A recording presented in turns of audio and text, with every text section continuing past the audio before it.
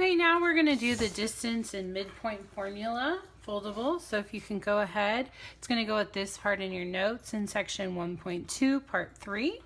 And go ahead and pull out this green sheet out of your binder. It's got midpoint and distance formula on one side, and then it's got some stuff on the other side. So the first thing we're going to do is we're going to fold it in half like this. And then what we're going to need to do is cut this right here. Oh, actually we're going to cut the whole thing in half. I apologize. So you're just going to fold it in half, and then we're going to cut it apart like so. So you end up with two different foldable sections like this. Now let's talk about the midpoint formula first. We use it to find the middle point when we have two coordinates. So here's the midpoint formula right here. If we open it up, it's got some information here. The midpoint of a segment is a point that divides the segment into two congruent segments.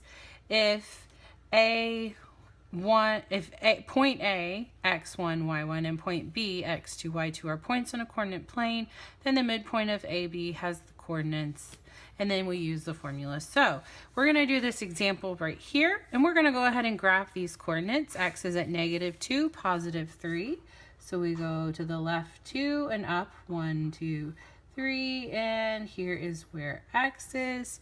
Y is at -4, -2. So left 1, 2, 3, 4, and then down to here is where Y is.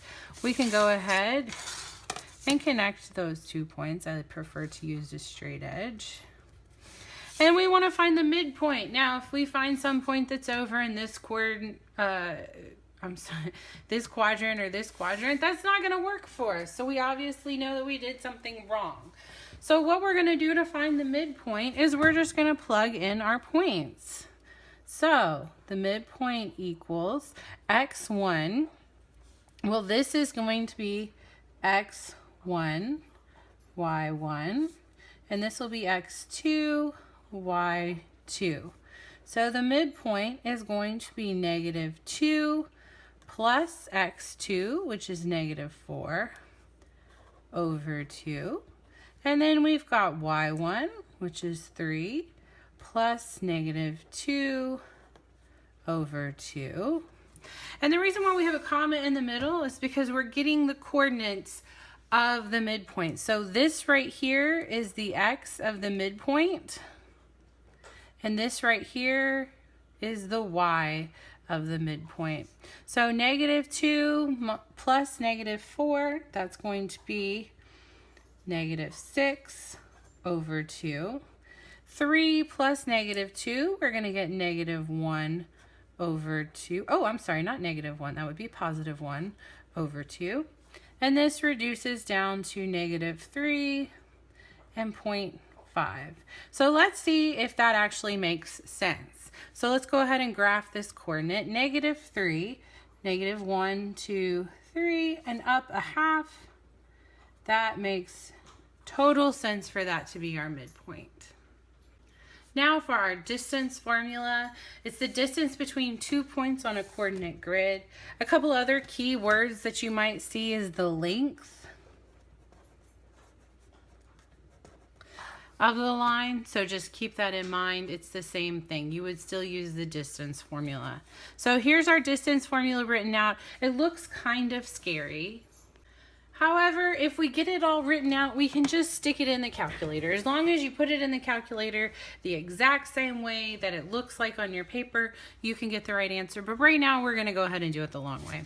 So the distance formula used to find, oops, typo, find length or distance between 2 points. Here it is. So we want to find the length of xy with endpoints 2, 3, and 4, -1. So let's go ahead and plot those. So 2, 3, 1, 2, 1, 2, 3. And then we've got 4, -1. 1, 2, 3, 4, -1. So I want to find the length of this line. And yes, I could use Pythagorean theorem. The distance formula is actually derived from Pythagorean theorem. But let's go ahead and write out the distance formula. So again, this is going to be your x1, your y1, your x2, and your y2. So the distance equals the square root of x2, well that's going to be 4, minus x1, which is 2, squared, plus y2, which is -1, plus y1, which is 3, squared. Let's go ahead and work this out.